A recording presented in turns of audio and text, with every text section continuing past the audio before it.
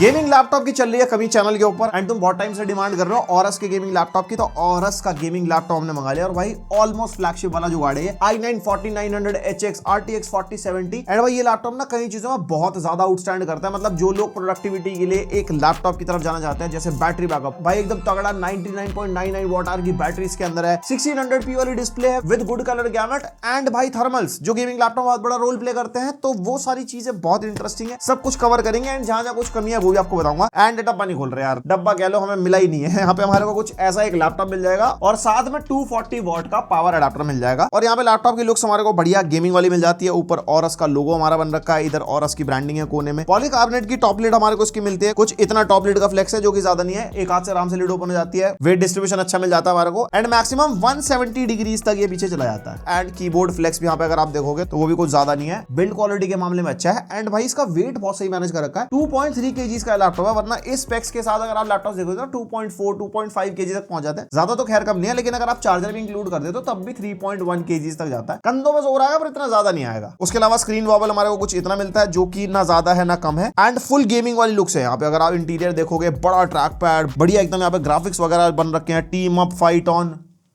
Game खेल लो भाई साहब। और नीचे से भी हमारे को फुल गेमिंग वाली लुक मिल जाएगी, ऑरस की ब्रांडिंग हो रखी है और वेंट्स भी ना बड़ा सुंदर से बना रखे हैं नीचे इन्होंने। और इसके अंदर हमारे को दो कलर ऑप्शन मिलते हैं, एक मिडनाइट ग्रे है और ऑरा ग्रे है। जो हमारे वाला कलर है कि ये मिडनाइट ग्रे है, ऑरा ग्रे ऑनलाइन देख लेना कैसा है दिखने में। और भाई गेमिंग लैपटॉप है, RGB लगा रखी है उसमें बढ़िया एकदम। एक तो देखो कीबोर्ड में तो RGB मिलती है, यहाँ पे पीछे RGB की स्ट्रिप भी हमारे को मिलती है जिसको आप कस्टमाइज कर सकते हो अपने हिसाब से, एकदम रंगों की कुछ भी बौछार करनी हो। एंड इसके अंदर एक छोटा सा प्रोजेक्टर भी है जिसकी वजह से टेबल पे ऑरस लिख के आता है और जब आप इसकी बैक की RGB स्ट्रिप कस्टमाइज करोगे ना, उसी के साथ साथ इसका ऑरस का लोगो भी कस्टमाइज हो जाता है अलग अलग कलर्स में। मतलब आपको तो नहीं दिखेगा लेकिन ओवरऑल एक गेमिंग वाइब मिलती है भाई। अब बात करते हैं थोड़ी सी तकनीकी। भाई Intel core i9 4900HX processor है, 24 course 32 threads, 8 P course 16 E course, मतलब बढ़िया प्रोसेसर है। इसकी परफॉर्मेंस आपको पता ही होगी अगर आपने पुराने रिव्यूज देखे, बाकी मैं भी आपको बताऊंगा आगे। और साथ में Nvidia RTX 4070 मिल जाता है, 8GB VRAM वाला ग्राफिक्स कार्ड है हमारे, 140 वॉट TGP वाला ही GPU है इसके अंदर, तो परफॉर्मेंस भी एकदम पीक वाली है। और साथ में RAM 32GB मिलेगी आपको लैपटॉप के अंदर, 5600 मेगा ट्रांसफर पर सेकंड स्पीड वाली। और ब्रांड का कहना है अप टू 64GB तक अपग्रेड हो जाता है। तो मतलब अगर प्रोडक्टिविटी की तरफ आप जाते हो तो 64GB एकदम पीक हिसाब किताब। और इसके अंदर हमारे को 2TB SSD मिलती है, 1TB की 2 SSDs लगा रखी हैं इसके अंदर। इसकी रीड एंड राइट स्पीड हमारे को वही 5000 Mbps के आसपास मिल जाती है, जो कि पीक स्पीड्स नहीं है बट प्रोडक्टिविटी के हिसाब से गेमिंग के हिसाब से ये भी इनफ होती है। एंड इसके अंदर हमारे को 2 Gen 4 SSD के स्लॉट्स मिलते हैं, पर स्लॉट 2TB तक आप अपग्रेड कर सकते हो, अप टू 4TB तक स्टोरेज आप लगा सकते हो इसके अंदर। और कनेक्टिविटी में भी latest Wi-Fi 7 and Bluetooth version 5.4 इसके अंदर मिलता है। और साथ में 1 मंथ का Xbox गेम पास मिलेगा। Xbox गेम पास में काफी सारे गेम्स मिल जाते हैं हमारे को लाइब्रेरी के अंदर। एंड MS ऑफिस नहीं है इसके अंदर। भाई जिस प्राइस पे लैपटॉप आता है इसकी प्राइसिंग 1,95,000 रुपीज है एंड अच्छे से अच्छे लैपटॉप के अंदर MS ऑफिस मिल जाता है, इसके अंदर नहीं है। ये मेरे को एक ड्रॉबैक लगा। एंड ये प्राइसिंग की बात हो रही है, इसके अंदर एक और वेरिएंट भी है जो i7 13650HX के साथ 4060 वाला है, वो 1,30,000 रुपीज का आपको मिल जाएगा आज की डेट में। वैसे लिंक्स वगैरह मैं दे दूंगा डिस्क्रिप्शन में, जाके चेकआउट कर लेना जब भी आप मतलब वीडियो बाद में देख रहे हो तो। Now coming on to the performance, Cinebench R23 के स्कोर्स आप देख सकते हो, बढ़िया प्रॉपर स्कोर ये निकाल के दे रहा है भाई, 29,000 मल्टी कोर एंड 2000 के आसपास सिंगल कोर। Cinebench 2024 के स्कोर्स भी ये रहे आपके सामने। क्रॉसमार्क का बेंचमार्क हमने निकाला, बढ़िया नंबर है प्रोडक्टिविटी, क्रिएटिविटी एंड रिस्पॉन्सिवनेस के। एंड उसके बाद Geekbench 6 के CPU के मल्टी कोर सिंगल कोर के स्कोर ये रहे, और Geekbench 6 का OpenCL 1,19,000, ज्यादा क्यों है 4070 है क्योंकि इसके अंदर वो भी 140 वॉट वाला। उसके बाद Geekbench का AI बेंचमार्क निकाला, ये कंपैरिजन के लिए आप रख सकते हो कि ये दूसरे लैपटॉप से कंपेयर करना हो, सबके अंदर कर रहे हैं। और PC Mark 10 8000 के आसपास बढ़िया स्कोर है। उसके अलावा VR मार्क का बेंचमार्क भी निकाला, 13,000 के आसपास स्कोर निकल गया, जो कि बढ़िया। अगर आपको VR गेमिंग करनी है कोई भी VR हेडसेट लगा के, तो GPU इसका अच्छा खासा है। वैसे VR हेडसेट पे हमने वीडियो बना रखी है मेटाक्वेस्ट की, वो आप देख लेना, थोड़ा आइडिया हो जाएगा। Then coming on to the productivity, यहाँ पे पीरियड बेंचमार्क निकाला DaVinci Resolve का, बढ़िया 6200 के आसपास स्कोर निकल गया है। फोटोशॉप का स्कोर हमारा 7800 के आसपास एंड प्रीमियर प्रो 8400। तो ओवरऑल अगर कंक्लूड कर दूं एडिटिंग के हिसाब से, तो भाई किसी भी लेवल का Photoshop, Illustrator, video editing, 4K level, 4K 60 FPS, 10 bit 8 bit कोई भी फुटेज चलानी हो ये आराम से हैंडल कर जाएगा, क्योंकि इसका CPU, GPU और RAM बहुत बढ़िया हमारे को मिलती है। और 3D Mark Time Spy जिसके स्कोर्स भाई अच्छे खासे हैं। एंड यहाँ पे ब्लेंडर बेंचमार्क निकाला जो GPU के लिए होता है, 3300 के आसपास स्कोर निकल गया है। और उसके अलावा देखो डे टू डे टास्क करने हो तो कोई दिक्कत नहीं करेगा लैपटॉप, भाई इतने पैसे खर्चने के बाद भी नॉर्मल टास्क ना हो पाए। कोडिंग वगैरह करनी है स्टूडेंट्स के लिए कोई दिक्कत नहीं आएगी। अगर रजवाड़े हो, मतलब मोटी पार्टी हो, एकदम ऐसा लैपटॉप लेते हो तो कोडिंग, म्यूजिक प्रोडक्शन या कोई भी ऐसा प्रोडक्टिव टास्क करना है, लाइक गेम डेवलपमेंट करना है, वो सब आप इसके ऊपर कर पाओगे। बट GPU इंटेंसिव टास्क के लिए मैं स्पेसिफिकली बता दूं, like 3D modelling, rendering, game development, architectural task, ये बहुत ज्यादा सब्जेक्ट पर्सपेक्टिव होते हैं, कैसा आपका प्रोजेक्ट है, किस टाइप के आप लेयर्स पे काम कर रहे हो, उसके अकॉर्डिंग डिफरेंट लोग सिस्टम्स बनवाते हैं। किसी का काम 50,000 में भी चल रहा है, कोई 5 लाख वाला भी दुखी है। तो ये आपके वर्क फ्लो पे डिपेंड करेगा टोटली। एंड अगर इसके सीपीयू को side by side Cinebench R23 में कंपेयर करते हैं दूसरे सीपीयू से, तो पूरा ग्राफ आप देख सकते हो। अगर 3900HX से भी देखोगे ना, तो थोड़ा सा ही डिफरेंस हमारे को मिलता है। उसके अलावा दूसरे जितने भी सीपीयूज है, लाइक i7 हो गया 14700HX या 14650HX, बहुत सारे अलग अलग सीपीयूज है। वीडियो पॉज करके देख सकते हो कि कितने पैसे डाल के आपको कितनी ज्यादा परफॉर्मेंस मिलती है in multi core and single core, थोड़ा सा उसका आइडिया हो जाता है। और उसके बाद थ्रॉटलिंग एंड स्टेबिलिटी को हम टेस्ट करके देख रहे थे, तो यहाँ पे अपने प्राइम 95 चलाया जो 100% सीपीयू को लोड पर डाल देता है। मैक्सिमम टेंपरेचर 97 डिग्रीज तक गए, उसके अंदर एवरेज भी 93 निकल के आ गया था। यहाँ पे बूस्ट क्लॉक स्पीड 5.7 गीगाहर्ट्ज तक गई, लेकिन जो एवरेज है 2.9 है, जो हमारा इंटेल में आ ही जाता है। लेकिन सिस्टम क्रैश नहीं हुआ, कोई ब्लू स्क्रीन ऑफ डेथ नहीं हुआ, बढ़िया चल रहा था। सिमिलरली जीपीयू को भी हमने 100% फॉर्मार्क के स्ट्रेस टेस्ट में डाला था, 79 डिग्रीज तक ही मैक्सिमम गया और 78 तक का एवरेज आया था एंड 140 वॉट तक का पीक गया और 139 का एवरेज भी आया। तो मतलब वॉटेज अच्छी खासी पुश मार पा रहा है इसका जीपीयू। ये 100% लोड पे है। बाकी गेमिंग में कैसा चलता है कैसा नहीं, अगर गेमिंग पर नजर मारो कैसे थर्मल्स है, कैसी गेमिंग की परफॉर्मेंस है, एफपीएस वगैरह, फिर आगे बात करते हैं। एंड सबसे पहले स्टार्ट करते हैं वैलोरेंट से। सीपीयू इंटेंसिव गेम है हमारा और आप एफपीएस देख सकते हो, बढ़िया 400-500 एफपीएस मिल रहे हैं। जैसा सीपीयू इस लैपटॉप के अंदर, भाई क्या ही उम्मीद कर सकते हैं, बढ़िया गेम प्ले मिलने वाला है। एंड बैटरी परसेंटेज मैंने ऐड इसलिए कर दिया कि बैटरी ड्रेन वगैरह आपको चेक ना करना हो। एंड थर्मल्स आप देख सकते हो, जिस हिसाब से वोल्टेज पुश कर रहा है सीपीयू की, उस हिसाब से बहुत सही थर्मल से मेंटेन कर रहा है लैपटॉप। और उसका अंदाजा आपको सेकंड गेम से मिल जाएगा। जैसे हमने CS2 टेस्ट किया, भाई एफपीएस तो तगड़े मिल ही रहे हैं, और साथ में जैसे वोल्टेज हमारी कम हुई तो सीपीयू के टेंपरेचर 60-70 डिग्रीज के आसपास हो गए। और भाई 50-60-70 वॉट को कम थोड़ी होता है। उसके बाद GTA 5 टेस्ट किया, वही वेरी हाई अल्ट्रा जो मैक्सिमम सेटिंग्स होती हैं, 1600p रेजोल्यूशन। यस, मैंने बताया नहीं था। ये 1440p का 16:10 है। बहुत लोग ना कमेंट करते हैं कि भैया ये 1440p का गेम टेस्ट थोड़ी हुआ है, तो 1600p हुआ। तो ये 1440p का भाई मान लो, थोड़ा बड़ा भाई मान लो। एंड एफपीएस की दिक्कत यहाँ पे भी कुछ नहीं आ रही और थर्मल्स वगैरह बढ़िया है। उसके बाद टेस्ट किया हमने एल्डन रिंग, यहाँ पे बढ़िया 57-58 एफपीएस मिल रहा है, सब कुछ मैक्सिमम, रे ट्रेसिंग भी एंड ग्राफिक्स वगैरह भी, और परफॉर्मेंस में आपको कहीं से कहीं तक दिक्कत नहीं आएगी। एंड उसके बाद टेस्ट किया RDR2 और फेवर क्वालिटी, यानी कि मैक्सिमम सेटिंग्स, DLSS एक तरफ ऑफ एक तरफ ऑन है क्वालिटी पे, और इस जीपीयू से जैसी परफॉर्मेंस मिलनी चाहिए, आई मीन 4070 से, वैसी हमारे को मिल रही है। फिर हमने साइबरपंक टेस्ट किया एंड साइबरपंक अल्ट्रा सेटिंग्स, बाकी वो DLSS का सिनेरियो आपको पता ही है। एंड दोनों केसेस में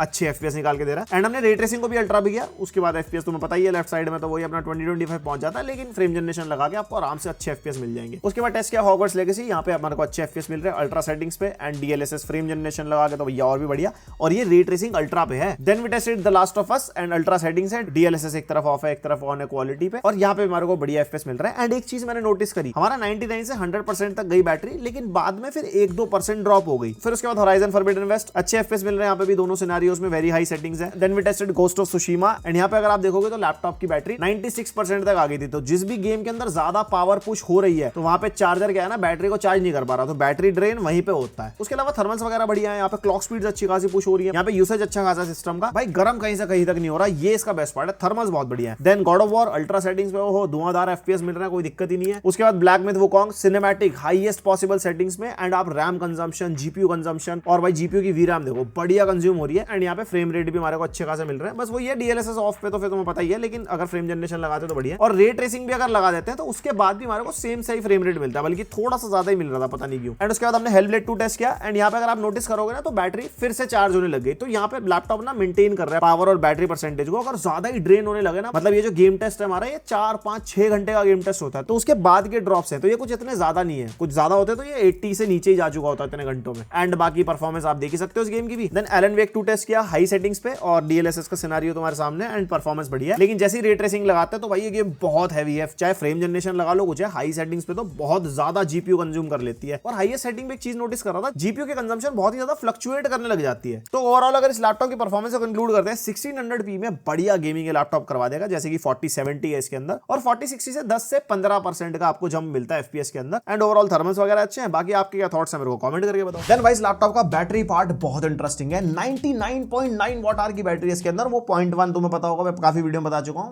प्लेन्स वगैरह में अलाउड नहीं होती, तो 99.9 वॉट आवर से ऊपर बैटरी होगी नहीं। एंड बैटरी बैकअप के मामले में बढ़िया है। यहाँ पे हमने इसको पावर एफिशिएंसी मोड पे डाला, और इसके AI नेक्सस के अंदर भी पावर सेविंग वाला मोड सेलेक्ट कर दिया था। ब्राइटनेस 50%, स्पीकर 100% पे, और कीबोर्ड बैकलाइट ऑफ। इसके अंदर यूट्यूब पे बैकग्राउंड में म्यूजिक चल रहा था, और बाकी डे टू डे टास्क हो गए, सॉफ्टवेयर वगैरह या नॉर्मल स्क्रिप्टिंग वगैरह कर ली। उसके अंदर 4.5 to 5 आवर्स का बैकअप ये निकाल के देगा। अब यहाँ पे सिनेरियोस बहुत सारे होते हैं, आपकी ब्राइटनेस कितनी है, आप कितने परसेंट वॉल्यूम पे चला रहे हो, आपने हेडफोन लगा रखे हैं, तो बहुत सारी चीजें ऊपर नीचे होती है। 4 से लेके 6 घंटे के आसपास आप बैकअप निकाल सकते हो डिफरेंट सिनेरियोज में। बाकी अगर आपका ज्यादा प्रोडक्टिव टास्क हो, ज्यादा हाई एंड हुआ, उसमें फिर आपको और कम बैकअप मिलेगा। एंड इसके 240 वॉट के अडेप्टर से 30 मिनट्स में 50% तक चार्ज हो जाता है एंड 1 आवर 3 मिनट्स के आसपास में फुल 100% चार्ज हो जाता है। उसके बाद छेद, यहाँ पे राइट साइड में हमारे को 3.5 mm का हेडफोन जैक मिल जाएगा, माइक्रो एसडी कार्ड का स्लॉट मिल जाता है जो कि बढ़िया है भाई। स्टोरेज एक्सपेंशन करनी हो, एसएसडी नहीं लगवानी, बड़े बड़े साइज के एसडी कार्ड्स आते हैं जो हैंडहेल्ड्स वगैरह में लगते हैं, वो इसके अंदर लगाओ, चलाओ, अपनी बढ़िया स्टोरेज बढ़ जाती है, एचडीडी की तरह बेसिकली काम करता है। हाँ, ज्यादा रीड एंड राइट स्पीड वाला काम ना करना क्योंकि वो गर्म भी बहुत जल्दी हो जाता है, फिर वो थोड़ी दिक्कत भी आ जाती है उसके अंदर।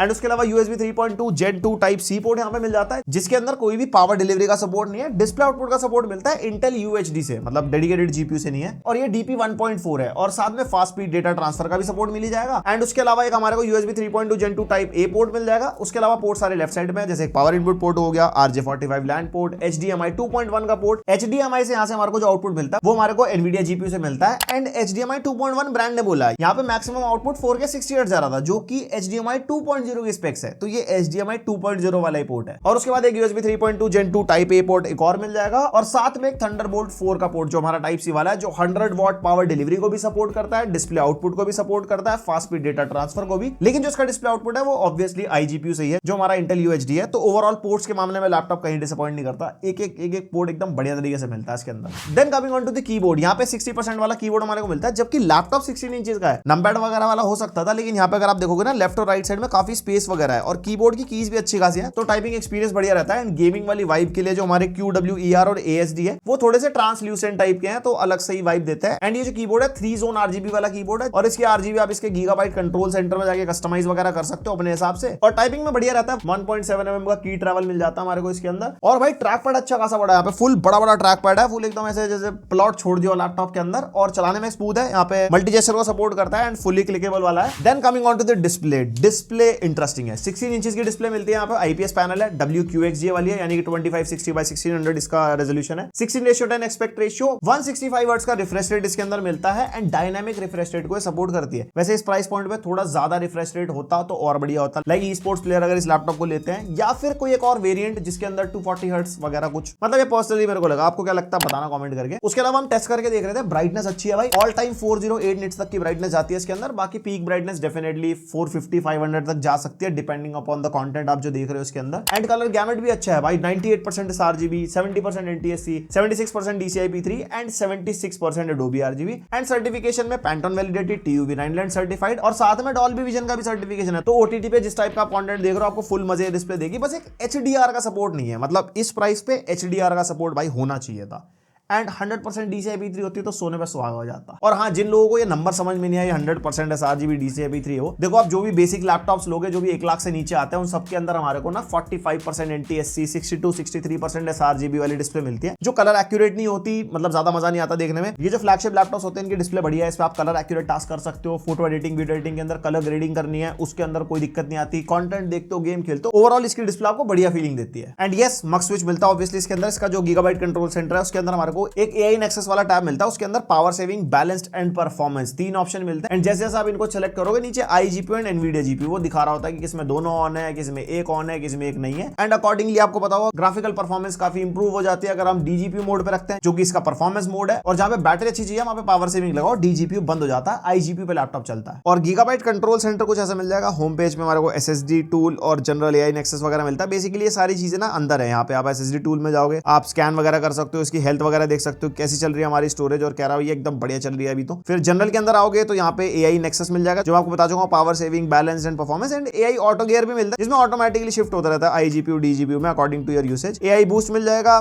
फॉर लाइक AI रिलेटेड कैसे आपकी परफॉर्मेंस सेटअप होगी। AI जनरेटर मिलता है, स्टेबल डिफ्यूजन ये यूज करता है, स्टेबल डिफ्यूजन 1.5। एंड इसके अंदर वही है, अपना प्रॉम्प्ट डालो और जो भी आप प्रॉम्प्ट डालोगे उसकी एक इमेज निकाल के दे देगा, बढ़िया। वही AI इमेज जनरेशन वाला टूल है हमारा ये। उसके अलावा फैन कंट्रोल मिल जाएंगे नीचे, जो कि अभी नहीं शो कर रहा बिकॉज हमारा लैपटॉप चार्जिंग स्टार्टिंग पे नहीं है। एंड सेटिंग्स वगैरह मिल जाती है यहाँ पे, जो आप वीडियो पॉज करके देख सकते हो, जो नॉर्मली हमारे को इस टाइप के सॉफ्टवेयर से मिलती है। AI नेक्सस का टैब अलग से है, जिसके अंदर AI power gear, AI boost generator वो अलग अलग दे रखा है। डैशबोर्ड हमारे को मिल जाएगा, जिसके अंदर सारी हमारे स्टैट्स वगैरह आते हैं सिस्टम के। RGB फ्यूजन वही है, जिसके अंदर मैं आपको पहले बता चुका हूँ, हमारी जो कस्टमाइजेशन है ना लाइट्स वाइट्स की, वो सब यहाँ पे हो जाएंगे। डिफरेंट मोड्स हैं यहाँ पे, ब्राइटनेस स्पीड आप सेलेक्ट कर सकते हो, और यहाँ पे आप सेलेक्ट कर सकते हो कीबोर्ड और बैकग्राउंड वाली RGB, और यहाँ पे कस्टमाइज वगैरह करके फुल ऑन एकदम लाइट होकर तड़के भाई साहब। और लास्टली हमारे को अपडेट सेंटर मिल जाता है, यहाँ पे आप चेक कर सकते हो कौन कौन सी चीज अपडेट करनी है, कौन सी नहीं। जैसे बायोस वगैरह होगी, अभी यहाँ पे हमारी कोई अपडेट शो नहीं कर रहा। देन आ जाता है स्पीकर्स, 2-2 वॉट के 2 स्पीकर मिलते हैं डाउन फायरिंग वाले, लेकिन आवाज भाई साहब एकदम अलग ही लेवल की। अब आवाज सुनो एक बार हेडफोन लगा के, बहुत ही फुलफिलिंग आवाज मिलती है, लाउड है, क्लियर है, कोई भी डिस्टॉर्शन वगैरह नहीं है, कहीं से कहीं तक डिसअपॉइंट नहीं करने वाले स्पीकर्स। और डिसअपॉइंटमेंट वैसे भी नहीं होगी, क्योंकि डॉल्बी एटमॉस का सपोर्ट है, जिसका ऑब्वियसली स्टीरियो स्पीकर्स पे इतना इंपैक्ट नहीं पड़ता। कोई भी हेडफोन या स्पीकर आप यूज करो और अगर वो डॉल्बी एटमॉस सर्टिफाइड है तो आपको और भी तगड़ा आउटपुट मिलेगा, तो मतलब फुल फील आ जाएगी। एंड डॉल्बी एक्सेस की ऐप मिल जाती है इसके अंदर, जिसके अंदर आप ऑडियो के कस्टमाइजेशन वगैरह कर सकते हो। डिफरेंट यहाँ पे मोड्स मिल जाते हैं, गेम, मूवी, म्यूजिक, डायनामिक वगैरह। डायनामिक पे हम सुन के देख रहे थे, उसमें एकदम बढ़िया फील आई रही थी। और ये रहा इसका वेबकैम टेस्ट, और माइक भी लैपटॉप का यूज हो रहा है। एंड 1080p वाला वेबकैम मिलता है, मतलब स्टैंडर्ड बन चुका है कि भैया 1080p तो मिलता ही मिलता है। और माइक की क्वालिटी आपको कैसी लगी आप कमेंट करके बताओ। बाकी एक्सपोजर कंट्रोल सब बढ़िया है इसका, है कि नहीं। और साथ में विंडोज हेलो का भी सपोर्ट मिलता है, यानी कि फेस के थ्रू लैपटॉप अनलॉक आप कर पाओगे, विंडोज हेलो का आप सेटअप करो और एकदम बढ़िया तरीके से काम करता है। तो भाई ये था पूरा रिव्यू Aorus 16X का। ये 1,95,000 का लैपटॉप है। उसके हिसाब से भैया देखो परफॉर्मेंस बहुत बढ़िया है, थर्मल्स बहुत अच्छे हैं, साथ में विंडोज हेलो का सपोर्ट, थंडरबोल्ट 4, डिस्प्ले अच्छी हो गई, पोर्ट्स हो गए, मतलब कहीं से कहीं तक कोई दिक्कत तो नहीं लगती। मेरे को एक छोटी सी दिक्कत लगी, वो लगी प्राइसिंग को लेके। प्राइसिंग थोड़ी सी हायर साइड है, बिकॉज सेम प्रोसेसर और जीपीयू कॉम्बिनेशन के अदर लैपटॉप्स इससे थोड़े कम प्राइस पॉइंट आज की डेट में मिल जाते हैं। तो हो सकता है इस पे कोई बाद में ऑफर वगैरह आ जाए, कोई बैंक डिस्काउंट वगैरह, तो वो आप एक बार चेकआउट कर लेना। वैसे ओवरऑल लैपटॉप कहीं पे डिसअपॉइंटिंग नहीं है। एंड आप बताना कमेंट करके आपको कैसा लगा लैपटॉप, एंड मैं कैसा लगा तो सब्सक्राइब करके बताओ, एकदम मजा आ जाना चाहिए, और लाइक भी मार देना। मिलते हैं नेक्स्ट वीडियो, तक के लिए बाय। 2 मिलियन अभी करा दूंगा।